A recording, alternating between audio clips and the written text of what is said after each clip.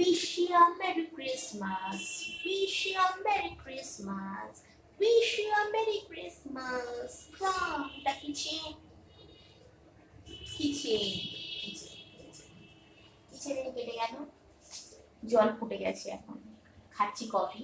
কটার সময়? 8:30 রাত। ওকে, 8:30 সময় কফি খাবো।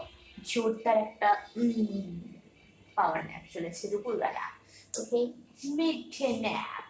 তো মিড ডে ন্যাপ নেওয়ার পরে এখন আমরা কফিটাকে খাবো, মানে খাইনি এখনো।